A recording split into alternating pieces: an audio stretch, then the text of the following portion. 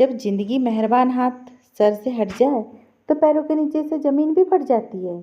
ऐसी सूरत हाल में जब आगे पीछे कोई ना हो, उस समय किसी का ठंडी हवा का झोंका बनना हमें सारी उम्र के लिए एक ऐसे धोखे में डाल देता है कि जिससे पीछा छुड़वाना बहुत ही मुश्किल हो जाता है। मेरा नाम हर्षाली है और मैंने जिस माहौल में आँख खोली वह इंसानी व्यवहार की तलक्की और जहर से भरा हुआ माहौल था। मेरा बाप मेरी माँ के साथ बहुत जुल्म किया करता था और मेरी दादी और मेरी बुआ भी इस मामले में पूरा पूरा साथ देती थी। दादा का देहांत हो चुका था।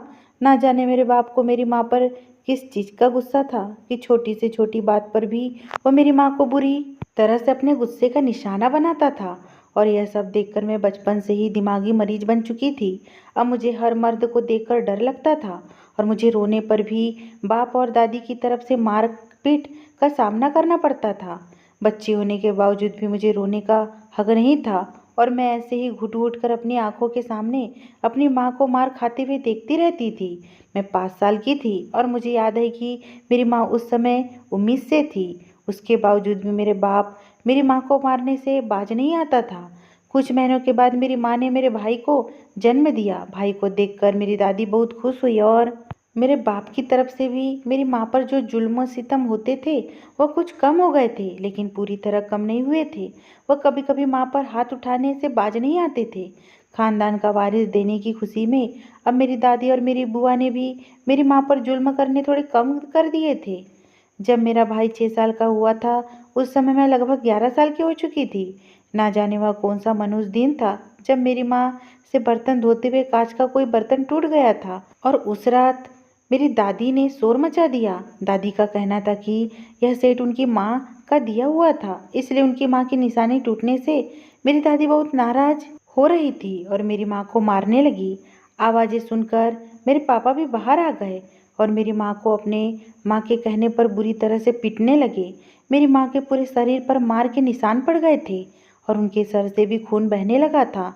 मार खाते खाते माँ ने जिंदगी में पहली बार मेरे पापा को अपनी सफाई देने की कोशिश की तो उस पर मेरा बाप और भी ज़्यादा आग बबूला हो गया।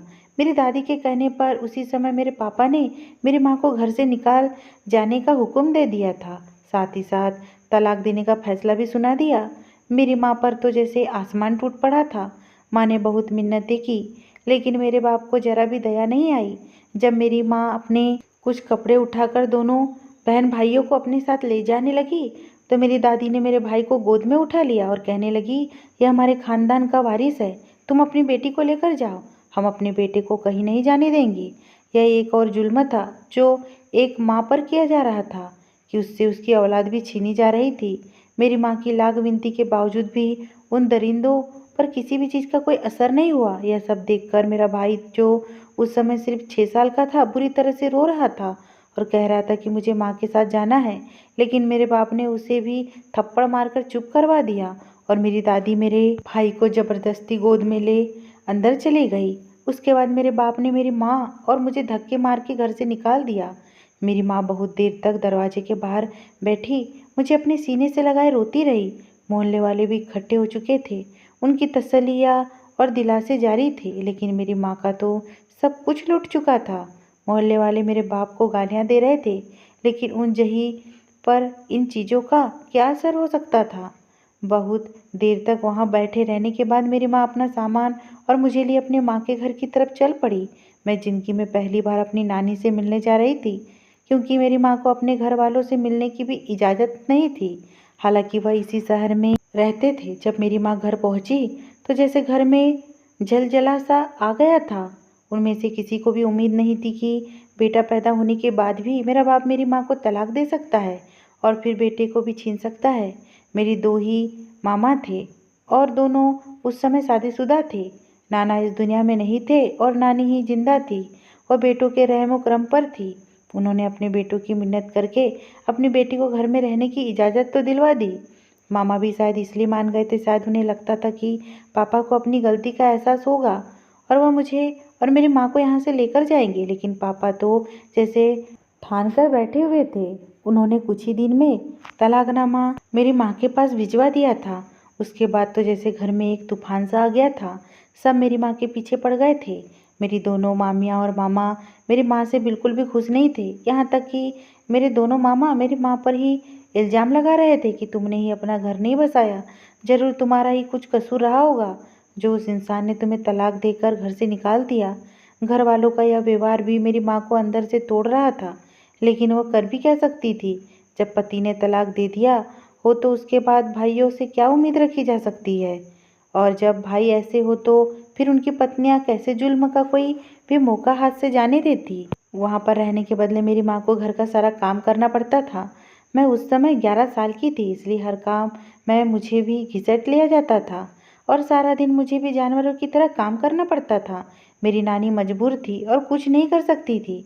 मैं उस समय स्कूल भी जाया करती थी, लेकिन नानी के घर आने के बाद मामा ने मेरी पढ़ाई का खर्च उठाने से मना कर दिया। मेरी माँ ने लोगों के घरों में काम करना चाहा, लेकिन यह भी मेरे मामा की गैरत को गवारा न हुआ कि वह लोग क्या कहेंगे कि हम अपनी बहन को नहीं पाल सकते, और लोगों से बातें सुनना भी नहीं चाहते थे। मेरी माँ ने मुझे पहले तो कुछ समय तक घर पर बैठा कर रखा, लेकिन फिर मेरी नानी ने मामाओं की विनती करके मुझे एक सरकारी स्कूल में दाखिला करवा दिया और खर्च के नाम पर मिलने वाले कुछ रुपए को जोड़ जोड़ कर मेरे स्कूल की फीस भरने लगी थी। मेरी नानी ने जाकर स्कूल के हेड मास्टर से बात की थी कि मुझे यूनिफॉर्म और किताबों की कमी के चलते तंग ना किया जाए। मैं उस समय 5वीं क्लास में थी। किसी न किसी तरह पढ़ते हुए मुझे 3 साल और बीत गए और मैं 8वीं क्लास में आ गई। अब मैं 14 साल की हो चुकी थी। एक दिन मेरी नानी भी हमें छोड़कर भगवान के पास चली गई। इस घर में नानी ही हमारे लिए घनी छाँव थी, वह भी हमें छोड़कर चली गई थी। नानी के जाते ही मेरी माँ का उस घर में होना बेहाल हो चुका था। सारा दिन गधों की तरह मेरी माँ घर के सारे काम करती रहती है और मेरी दोनों मामियाँ मेरी माँ पर हाथ उठाने से भी नहीं चुकी। अब तो मेरे मामा भी अपनी बहन पर हाथ उठाने लगे थे और मुझे भी जरा जरा सी बात पर मारपीट का निशाना बनना पड़ता था। मेरी मामियाँ अब घर में हमें बिल्कुल भी बर्दाश्त करने को तैयार नहीं थी और यूँ एक दिन मेरे मामा ने ज़बरदस्ती मेरी माँ की शादी एक आदमी से करवा दी, जिसे पहले से ही मुझसे भी बड़ा बेटा था। मेरी माँ सारी सूरत हाल में कुछ नहीं कर सकती थी। वह मुझे लिए अपने नए पति के पास आ गई, लेकिन मामा के द्वारा किया गया यह फैसला मेरी माँ के हित में अच्छा हुआ था, क्योंकि मेरा सौतेला बाप बहुत अच्छा था और उसने हमसे किसी तरह का कोई भी भेदभाव नहीं रखा था। उसने मुझे अपनी सगी बेटियों वाला प्यार दिया था। उसका एक ही बेटा था जो मुझसे 3 साल बड़ा था। उसे पढ़ने लिखने में कोई दिलचस्पी नहीं थी और वो सारा दिन आवारागर्दी किया करता था। मेरे बाप ने मेरा बहुत साथ दिया और मुझे सरकारी स्कूल से हटाकर एक अच्छे स्कूल में दाखिला करवा दिया। मैं तो देखकर हैरान होती थी कि कहाँ मेरा अपना सगा बाप मेरी कदर नहीं करता था और मेरी माँ को भी मारता पीटता था। और मेरा सौतेला बाप, वह तो मेरी माँ को भी रानियों की तरह रखता था और मुझे भी शहजादी समझता था। इस दुनिया में इंसानों के कितने रंग होते हैं, यह सब मैं धीरे धीरे जान रही थी। अब तक मैं औरत की ना कदर ही देखी थी।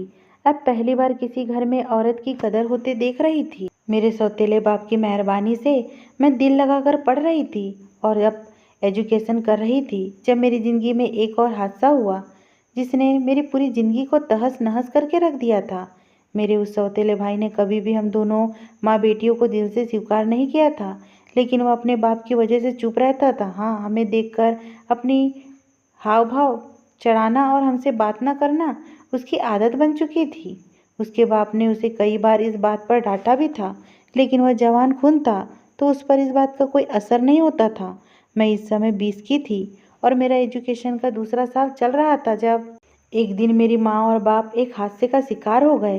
वो मोटरसाइकिल से बाजार जा रहे थे कि एक तेज रफ्तार कार ने उन्हें टक्कर मार दी और मोटरसाइकिल बेकाबू होकर रोड के साइड पर खड़ी एक ट्रॉली में जा टकराई। मेरी माँ तो मौके पर ही दम तोड़ गई थी, लेकिन मेरे पापा की सांस अभी चल रही थी। उन्हें अस्पताल पहुंचाया गया था और मैं और मेरा सौतेला भाई रोते हुए अस्पताल पहुंचे थे। मेरा सौतेला बाप, जो मेरे लिए सगे बाप से भी बढ़कर था, पट्टियों में जकड़ा पड़ा था। उसने इशारे से हमें दोनों को अपने पास बुलाया था और उन्होंने अपने बेटे से कहा, विनोद, मरते वक्त मैं बस तुमसे एक वादा चाहता हूँ कि हर्षाली का ध्यान रखना। यह तुम्हारी सगी बहन नहीं है, लेकिन सगी बहन ही समझना। मैंने हर्षाली को अपनी सगी बेटी समझा है और उसे सगी बेटियों वाली मोहब्बत दी है। तुम भी मेरे इस रिश्ते का मान रखना और हर्षाली का ध्यान रखना। यह कहते कहते मेरे पापा ने मेरे सौतेले भाई का हाथ थाम लिया था। मेरा भाई भी उस समय रो रहा था और उसने रोते हुए अपने बाप से वादा किया था कि मैं हर्षाली को अपनी बहन की तरह समझूंगा। मेरे भाई से वादा लेते ही मेरे पापा इस दुनिया से चले गए थे। यह बहुत बड़ी कयामत थी जो मेरे सर पर टूट पड़ी थी। अब मेरे सर पर मेरे सौतेले भाई के अलावा कोई भी नहीं था। मुझे समझ नहीं आ रहा था कि जिंदगी अब आगे मेरे साथ क्या क्या करने वाली है। मम्मी पापा की मौत के बाद मेरा भाई, जो उस समय लगभग 24 साल का था, वो अपने बाप से किया हुआ वादा भूल गया। उसने मुझे मारना पीटना शुरू कर दिया। मैं खामोशी से सब कुछ सहती रहती, क्योंकि मेरे पास उसके सिवा और कुछ चारा भी नहीं था। हम दोनों माँ बेटी को अपने घर पर आने वाले इस हादसे का जिम्मेदार समझता था और मुझे मनुष्य कहा करता था। मेरी तो उसकी ज़िंदगी से पहले भी कोई कदर नहीं थी, लेकिन मेरे सौतेले बाप ने मुझे शहजादी बनाकर रखा था। अब मेरे भाई ने एकदम से मुझे आसमान से उतारकर ज़मीन पर पटक दिया था।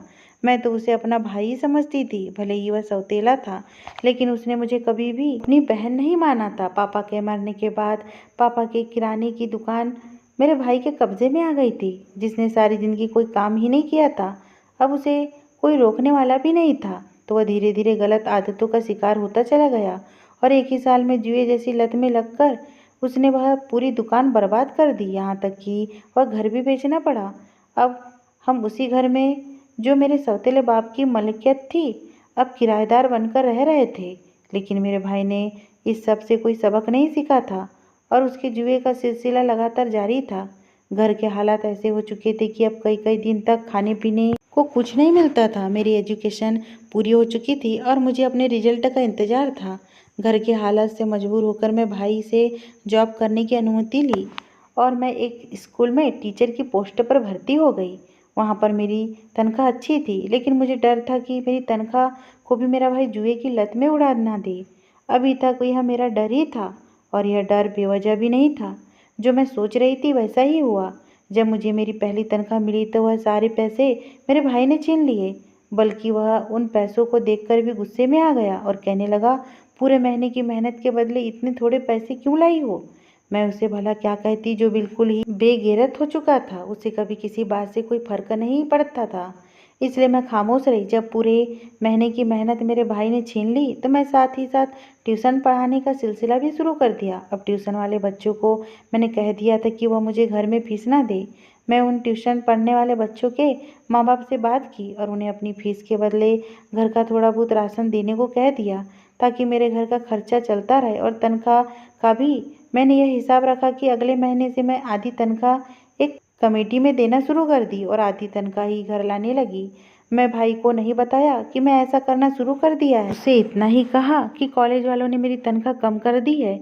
इस पर मेरे भाई को बहुत गुस्सा आया, लेकिन मुफ्त के हाथ आते पैसे उसे बुरे नहीं लग रहे थे।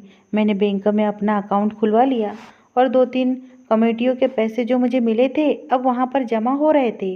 मैं जानती थी कि मेरे भाई से मुझे कुछ भी नहीं मिलेगा, इसलिए मैंने अपने लिए जो कुछ भी करना है अपने ही बलबूते पर करना है। अब मुझे जॉब करते हुए 1 साल हो चुके थे और ट्यूशन की मदद से आने वाले पैसों के राशन की वजह से घर का खाना पीना चल रहा था। बचे हुए पैसों से मैं घर का किराया भी दे दिया करती थी। मेरा भाई बिल्कुल ही बेशर्मी से अपनी ही बहन की कमाई पर पल रहा था और मेरी कमाई को भी जुए में उड़ा रहा था। यह सिलसिला जारी रहा, यहाँ तक कि मेरे भाई के सर पर बहुत सारा कर्ज चढ़ता चला गया। मैं उसे अपने भाई ही मानती थी और उसका ख्याल भी रखती थी, लेकिन मेरा भाई मुझे बिना गाली दिए बात भी नहीं करता था। मेरी भी मजबूरी थी, क्योंकि अब इस पूरी दुनिया में मेरा कोई भी नहीं था जो मेरे सर पर हाथ रखता। कर्ज की वजह से भाई अब ज़्यादातर घर में ही रहने लगा था और उसे जुआ खेलने के लिए पैसे नहीं मिलते थे, क्योंकि मेरी जैसी ही सैलरी मिलती थी भाई फौरन से छीनकर जुए में उड़ा देता था। बाकी का पूरा महीना वह घर पर पड़ा रहता और एक दिन तो हद ही हो गई जब कर्जदार अपना कर्ज वसूल करने के लिए घर के दरवाजे पर आ पहुंचे।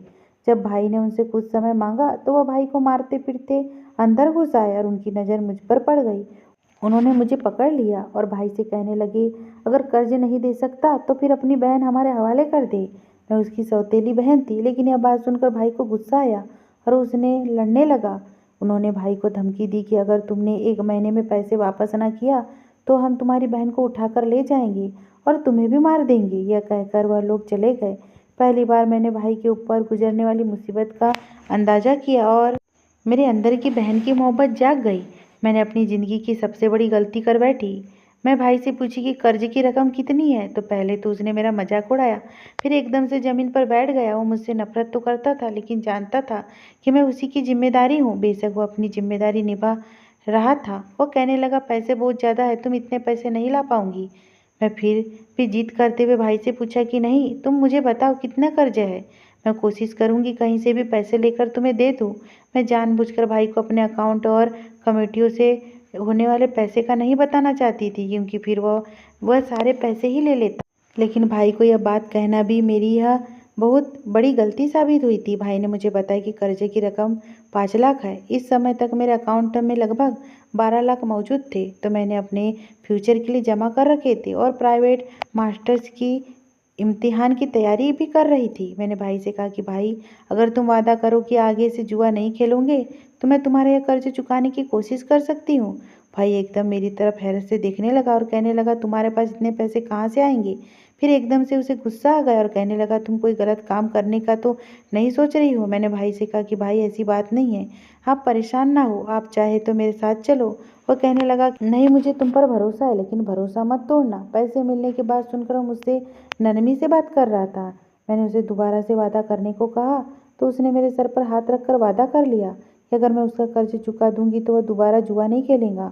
मैं यह भूल गई थी कि गलत कामों में पड़े हुए लोगों को वादों का भी कोई भरोसा नहीं होता और वह मौका मिलते ही अपना वादा तोड़ बैठते हैं। भाई की मोहब्बत में अंधी होकर मैं जानबूझकर 10-15 दिन बाद उसे पैसे लाने का कहा, क्योंकि अगर मैं फौरन पैसों का इंतजाम कर देती तो उसे मुझ पर शक हो जाता। आखिर 16वें दिन मैंने भाई को 5 लाख लाकर दिए और कहा कि कर्जे की रकम है जो हर महीने किस्तों में वापस करनी है। भाई तो पैसे देखकर पागल ही हो गया था।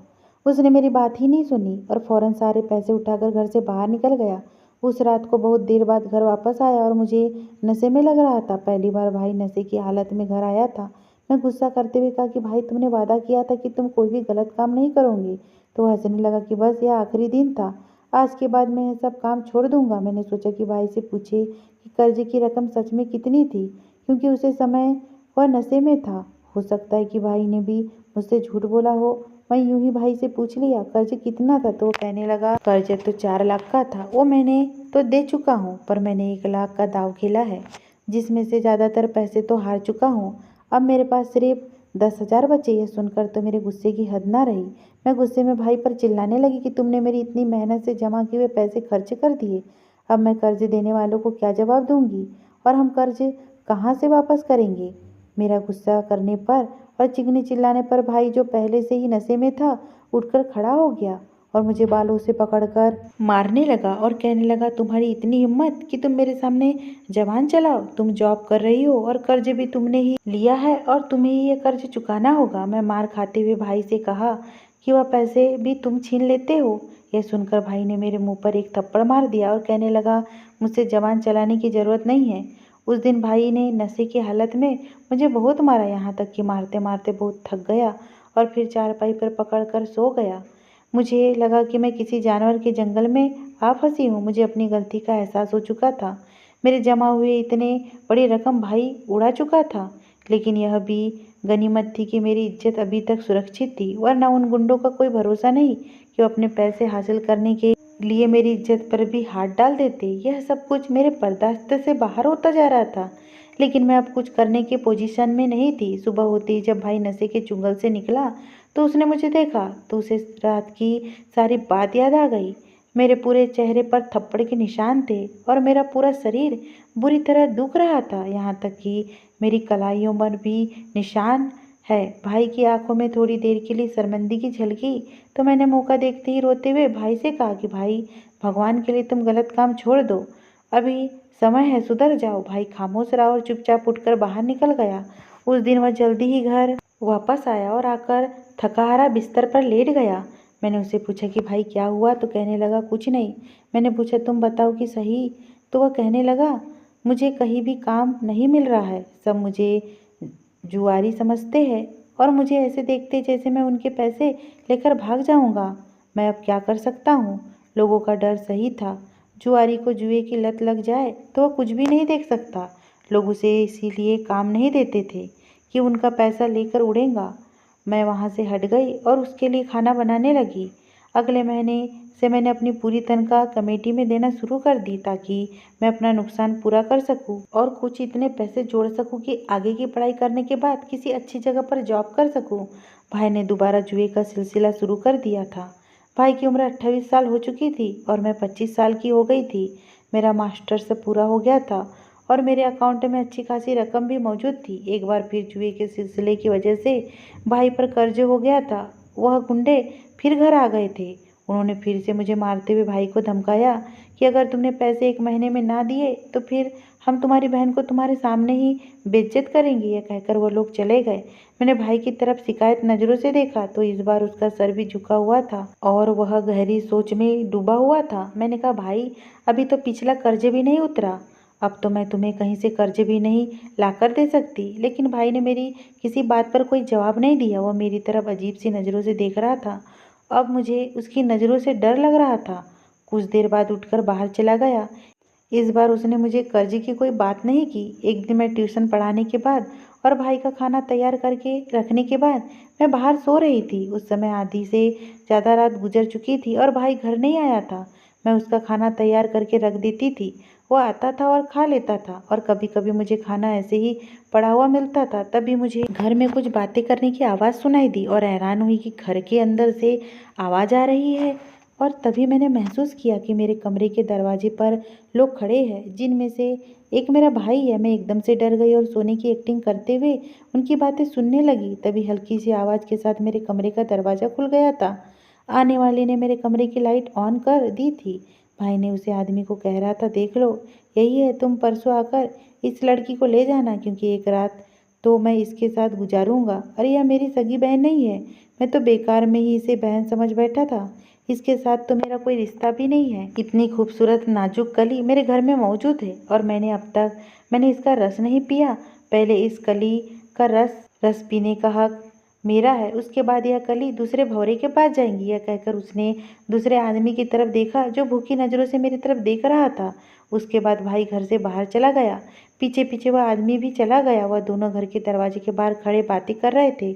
उस आदमी ने भाई से वादा किया था कि मैं तुम्हें 15 लाख रुपए दूंगा, बस तुम किसी दिन इसे बेहोश कर देना और उसे यहाँ से ले जाना और मेरा काम हो जाएगा। यह सुनकर मेरे पूरे शरीर में एक ठंडी लहर दौड़ गई थी कि कल तक मेरी इज्जत के लिए उन गुंडों से लड़ने वाला भाई आज मेरी ही इज्जत का प्यासा बन गया था। कैसे वह अपने आप से किया हुआ वादा भूल सकता था? गलती शायद मेरी भी थी। मैं कैसे उसे अपना भाई समझ बैठी थी? सच ही तो कह रहा था, उसका और मेरा रिश्ता ही क्या था? न बाप एक था और न ही माँ एक थी। हम दोनों के बीच कोई भी रिश्ता नहीं था। वही रिश्ता था जो एक गैर मर्द और गैर लड़की के बीच होता है। वह खुद पहले मेरी इज्जत को तार तार करके अब मुझे ही बेच के पैसे कमाना चाह रहा था। मेरे पूरे शरीर में नफरत की चिंगारियां भड़क उठी थी, लेकिन मैं जानती थी कि मैं कमज़ोर हूँ, कुछ नहीं कर सकती। मेरे भाई ने उस आदमी से कहा, ठीक है, तुम कल आ जाओ। मैं समझ गई कि अब मेरी इज्जत की धज्जियां उड़ने में देर नहीं है। वह आदमी चला गया था। मैं वापस आकर लेट गई। लेटने से पहले मैंने दरवाजे और खिड़कियां अच्छे से बंद कर ली थी। वो पूरी रात बेचैनी से करवटें बदलते गुजारी थी। अगले दिन मैं कॉलेज गई तो जितने पैसे अब तक कमेटी में जमा करवाए थे वह कमेटियां निकलने से पहले ही वापस ले ली और जुर्माने के तौर पर उसमें से कुछ रकम भी भर दी। वह सारे पैसे मैंने अपने अकाउंट में जमा करवा दिए। अब मैं इस घर से भागना चाहती थी जहाँ पर मेरी इज्जत और ज़िंदगी की बोली लग रही थी। घर जाते हुए रास्ते में एक मेडिकल स्टोर पर रुकी और वहाँ से अपने मंसूबे को पूरा करने के लिए कुछ सामान भी लिया। घर वापस आई तो भाई घर में ही बैठा मेरा इंतज़ार कर रहा था। आज उसके बोलने का अंदाज बहुत ही नरम था। वो मुझसे नॉर्मली बात कर रहा था। मैं जानती थी कि ये सब दिखावा ढकोसला है। भाई कहने लगा, तुम खाना बनाओ, मैं तुम्हारे लिए दूध जलेबी लेकर आता हूँ। यह ज़िंदगी में पहली बार था कि भाई ने मुझे बाहर से कुछ लाकर देने को कहा था। मैं सब समझ रही थी, लेकिन भाई को शक में डालना भी सही नहीं था। मैंने कहा, ठीक है भाई, तुम ले आओ, फिर बैठकर हम खाना खाएंगे। मैंने उस दिन मटर पनीर बनाया था क्योंकि भाई को बहुत पसंद था। थोड़ी देर बाद भाई दूध जलेबी ले आया था। मैंने कहा, भाई खाना तैयार है, खा लो। वह खाना खाने के लिए बैठ गया। मैं उसकी कटोरी में सब्जी डाल दी। जैसे जैसे वह खाना खाता जा रहा था अपना सर हाथों से पकड़ता जा रहा था। उसका सर चक्कर आने लगा था। थोड़ी ही देर में वह जमीन पर बैठ गया। कहने लगा, यह मुझे क्या हो रहा है? मैंने भाई की सब्जी की कटोरी में एक नशे की गोली मिला दी थी जिसका नशा बहुत तेज था। मैं नहीं चाहती थी कि जब मैं घर से भागूं तो भाई मेरा पीछा करे। मैं उसी की तरफ ऐसे देख रही थी और वह भी अब पूरी तरह बेहोश नहीं हुआ था। मेरी तरफ देखने लगा, कहने लगा, यह सब तुम्हारी हरकत है, मैं तुम्हें जिंदा नहीं छोड़ूंगा, तुम जहाँ भी भाग जाओ मैं तुम्हें ढूंढ लूंगा। ऐसे कहते कहते भाई ने जेब से फ़ोन निकाला और अपनी आंखों को मसलते हुए नंबर डायल करने लगा। मैं उसके हाथ से फ़ोन छीन ली, इससे पहले कि वो फ़ोन कर चुका था। आकर उस लड़की को ले जाओ, नहीं तो वह भाग जाएंगी। यह सुनकर मैं डर रही थी, क्योंकि मैं जानती थी कि कुछ देर के बाद ही वह इंसान भी मुझे पकड़ने के लिए आ जाएगा जिससे मेरे भाई ने सौदा किया है। मैं खामोश खड़ी रही और भाई यूं ही मुझे धमकाते हुए बेहोश हो गया। उसके बेहोश होने के बाद मैं जल्दी से अपना सामान समेटा, अपने आप को एक चादर से लपेटकर घर से बाहर गई। मेरे दिमाग में बिल्कुल भी नहीं था कि मैं यहाँ से कहाँ जाऊँगी। बस मैं भगवान के सहारे ही घर से बाहर निकल खड़ी हुई थी। घर से बाहर निकलकर मैं तेजी से बस अड्डे की तरफ जाने लगी। मेरा इरादा था कि मैं अब इस शहर से निकलकर किसी बड़े शहर में चली जाऊंगी, ताकि मुझे मेरा भाई आसानी से ढूंढ ना सके। बाहर बड़े शहरों में गर्ल्स हॉस्टल में मुझे रहने की जगह मिल जाएंगी। अब तो मेरे पास अच्छी शिक्षा भी थी, मेरी पढ़ाई पूरी हो चुकी थी और मेरे बैंक अकाउंट में भी अच्छी खासी रकम मौजूद थी, जिसे मैं अकेले ही काफ़ी समय तक अपना गुजारा कर सकती थी। मैं तेज़ी से बस अड्डे की तरफ जा ही रही थी कि तभी मुझे अपने पीछे दौड़ते हुए कदमों की आवाज़ सुनाई दी और साथ ही आवाज़ आई, लड़की रुक जाओ और हमारे साथ चलो, वरना हम तुम्हें गोली मार देंगे। यह सुनते ही मैं वहाँ से दौड़ लगाने लगी और एक पतली सी गली में घुस गई। मेरे पास एक पर्स था जिसमें मेरे बैंक के कुछ डॉक्यूमेंट्स और मेरी पढ़ाई के कुछ फाइल्स वगैरह थी। मैं नहीं चाहती थी कि मैं किसी के हाथ लगूं। मैंने उन्हें पतली तंग गलियों में दौड़ते हुए ना जाने कब एक बड़े से रोड पर निकल आई थी। मेरे पीछे भागते हुए लोगों की आवाज़ मुझे अभी भी सुनाई दे रही थी, क्योंकि सर्दियों के दिनों की वजह से सन्नाटा छाया हुआ था। मुझे उस बड़े रोड की दूसरी तरफ एक छोटा सा मंदिर दिखाई दिया, उसके साथ एक छोटा सा ढाबा बना हुआ था। मैं तेजी से एक लंबा चक्कर काट के उस ढाबे के पीछे चली गई। तभी मैं उन लोगों को ढाबे में दाखिल होते देखा। वह सब 5-6 लोग थे और उनके हाथों में पिस्तौल भी थी। वह शिकारी कुत्तों की तरह मुझे ढूंढ रहे थे। मैं ढाबे की पिछली दीवार से ये सबको देख रही थी और मुझे बहुत डर लग रहा था। तभी मैं पीछे मंदिर की तरफ चली गई और मंदिर में छुपकर बैठ गई। लेकिन मुझे डर था कि कहीं वह लोग ढाबे पर ढूंढने के बाद मंदिर में ना आ जाए। और फिर वैसा ही हुआ था। वह लोग मंदिर में भी आ गए थे और मुझे इधर उधर ढूंढने लगे। लेकिन मंदिर के पुजारी ने उन लोगों को वहाँ से भगा दिया और फिर वो लोग वहाँ से नाकाम होकर वापस चले गए। फिर मैं वहाँ से निकलने का इरादा कर रही थी कि तभी मंदिर के सामने एक ट्रक आकर रुका और मैं डर के मारे छुप गई। उस ट्रक में बस एक आदमी नीचे उतरा। हुलिये से वो कोई ड्राइवर ही लग रहा था। सुर्ख सफ़ेद रंग और ऊंचा लंबा और काफ़ी खूबसूरत इंसान था। वह ट्रक ड्राइवर दिखने में काफ़ी शरीफ आदमी लग रहा था। अपने ट्रक को साइड में लगाकर ढाबा पर खाना खाने चला गया। तभी मेरी नज़र उस आदमी के ट्रक पर पड़ी। उस पर इस शहर का नाम लिखा हुआ था, जिस शहर को जाने का मेरा इरादा था। मैं जल्दी से उस ट्रक पर चढ़ गई। तभी मेरे दिमाग में ख्याल आया कि मुझे ढूंढने में नाकाम होकर वह लोग जरूर बस अड्डे की तरफ जाएंगे, लेकिन मुझे वहाँ पे भी खतरा होगा। ट्रक को कोई चेक नहीं करेगा और इस ट्रक में मैं बड़े आराम से उस शहर तक जा सकती थी। लेकिन समस्या यह थी कि ड्राइवर तो मुझे किसी भी सूरत में ट्रक में सवार ना करता। मैं मायूस हो रही थी। तभी ड्राइवर की सीट के पीछे बने हुए एक छोटे से केबिन पर मेरी नज़र पड़ी। वहाँ पर एक बिस्तर बिछा हुआ था। मैं समझ गई कि यह ट्रक ड्राइवर के लिए रास्ते में आराम करने की खातिर बनाया गया है। मैं उसी में घुस गई तो मैंने देखा कि उसके पीछे दीवार पर एक छोटा सा दरवाज़ा बना हुआ था। मैंने उसे खोल के ट्रक का पिछला हिस्सा है, जहाँ से सामान लोड किया जाता है, वहाँ कपड़ों के बड़े बड़े बॉक्स थे और उनके बीच में थोड़ी बहुत जगह मौजूद थी। मैंने कुछ ही पलों में फैसला किया और उन कपड़ों के बॉक्स के बीच में घुस गई, क्योंकि अगर मैं केबिन में रहती तो ट्रक ड्राइवर वहाँ से पीछे झाँक कर मुझे देख सकता था। मैंने दरवाजे को बस इतना सा ही बंद किया था जहाँ से सांस लेने के लिए हवा आती रहे, और अपने बैग से पेन निकाल कर दरवाजे की छिरी में फंसा दी ताकि झटके से दरवाज़ा बंद ना हो। मुझे अभी वहाँ पर दबाकर बैठे हुए थोड़ी ही देर गुजरे थे कि वह ट्रक ड्राइवर अंदर आ गया और ट्रक को स्टार्ट करके उसने सफ़र शुरू किया। मैं अपनी जगह सहमत थी। मैं बैठी रही। इतनी देर में उस इंसान को किसी का फ़ोन आया तो उसकी बातों से अंदाज़ा हुआ कि मेरा ख्याल सही था। वह बड़े शहर जा रहा था जहाँ पर मुझे जाना था। अब मैं दबकर वहीं पर बैठी रही और उस इंसान ने ट्रक स्टार्ट करके बाहर निकाल लिया। रास्ते में काफ़ी लंबा सफ़र था। रास्ते में एक जगह रुककर उसने एक ढाबे पर चाय भी पी थी। खाने पीने का कुछ सामान वह पैक करा कर ले आया और ट्रक पर बैठे बैठे ही खाने लगा। बचा हुआ खाना उसने केबिन में रख दिया। अभी तक उसको पिछला दरवाज़ा चेक करने का ख्याल नहीं आया। खाना देखकर मेरी भी भूख चमक उठी थी, क्योंकि मैं भी बहुत देर से कुछ नहीं खाया था और लगातार भाग रही थी। लेकिन मैं वह बचा हुआ खाना उठा नहीं सकती थी, क्योंकि उस इंसान को पूरा शक हो जाता। मैं भगवान को याद करते हुए वहीं पे बैठी रही। अब ट्रक शहर से निकल कर हाईवे पर दौड़ रहा था। मैं दरवाजे पर मौजूद एक होल था, उसी से झांककर देख रही थी कि उस बड़े शहर के आने के आसार नजर आ रहे थे। तभी शहर के करीब आने की वजह से ट्रैफिक एकदम से ज़्यादा बढ़ गई। उसने किसी एक जगह पर ट्रक को रोकने के लिए जोर से ब्रेक लगा दिया, तो मैं जो होल से आंख लगाए बाहर से मंजर को देखने में बिजी थी, मुझे जोर से झटका लगा और मेरे गले से एक चीख निकल गई। मेरे मेरे वजन से दरवाज़ा खुला और मैं लुढ़कते हुए केबिन में आ गई। मेरी चीख सुनकर वह इंसान भी परेशान हो गया और एकदम से ट्रक को साइड में करते हुए उठकर पिछले केबिन में आया और लाइट चालू किया। मुझे देखकर वह हैरान और फटी फटी आंखों से मेरी तरफ देख रहा था। वो मुझसे पूछने लगा, तुम कौन हो, ट्रक में कैसे आई? मैं उसके पाँव पकड़ लिया, कहने लगी, भगवान के लिए मुझे यहाँ से निकलने को मत कहना। यह कहकर मैंने उसे अपनी पूरी कहानी सुना दी। मैंने अपनी पहचान बताने के लिए उसे अपने बैंक के सारे पेपर्स निकाल कर दिए, और जिसमें मेरा एक पहचान पत्र, मेरा आधार कार्ड भी रखा हुआ था। मेरे सारे पेपर देखने के बाद वह इंसान हक्का बक्का रह गया। उसके आंखों से आंसू बहने लगे थे। मैं एकदम से हैरान परेशान खड़ी थी कि आखिर मेरे पेपर से देखकर ऐसे क्यों रो रहा है।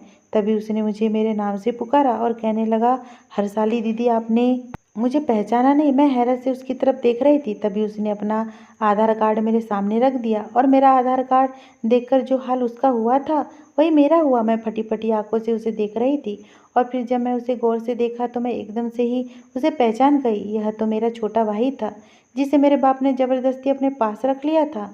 मैं इस अचानक हुए हादसे से शौक की कैफियत में थी और मेरी आंखों से आंसू बह रहे थे। मैं जब उसके कदमों में गिरी हुई थी, उसने मुझे दोनों बाजू से पकड़कर उठाया और मेरा सर अपने सीने से लगा लिया और कहने लगा, भगवान बहुत बड़ा है। फिर उसने भी मुझे अपनी जिंदगी की पूरी कहानी सुनाई कि मेरा वह जालिम बाप कब का मर चुका है और उसकी ज़िंदगी ख़त्म होने के बाद मेरे भाई ने ट्रक ड्राइविंग का काम शुरू कर दिया। यह ट्रक भी उसका अपना था और उसके लिए उसने कोई ड्राइवर नहीं रखा था, क्योंकि उसे बचपन से ही मेहनत का शौक था। उसने अपने बाप से मिलने वाली जायदाद का कुछ हिस्सा बेचकर यह ट्रक लिया था और उसे चला रहा था। अब इसी बड़े शहर में ही रहता है और अब तक उसकी शादी भी नहीं हुई थी।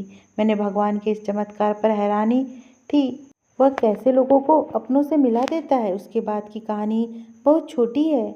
मेरा भाई मुझे अपने साथ ले गया और बाकी जायदाद उसने मेरे नाम कर दिया और कहने लगा, यह तुम्हारा हक है, इसे लेने से तुम मना नहीं करूंगी। मेरे बाप ने मेरे भाई को बिल्कुल भी नहीं पढ़ाया था, जिसकी वजह से वह यह ट्रक ड्राइवर का काम करना पड़ा था। भाई ने खुशी खुशी मुझे जॉब की इजाज़त दे दी थी और आज मैं एक सरकारी स्कूल में पढ़ा रही हूँ। भाई की मोहब्बत क्या होती है, मैंने ये अपने भाई के साथ जानी। मेरी छोटी छोटी तकलीफ पर तड़प उठता है। मुझे अपनी हथेली का छल्ला बनाकर रखा है। वह भी शायद मोहब्बत का तरसा हुआ है। अकेली ही जिंदगी गुजारी है। मैं भी उसे भरपूर बहन का प्यार दे रही हूँ। हम दोनों भाई बहन एक दूसरे को पाकर बहुत खुश थे।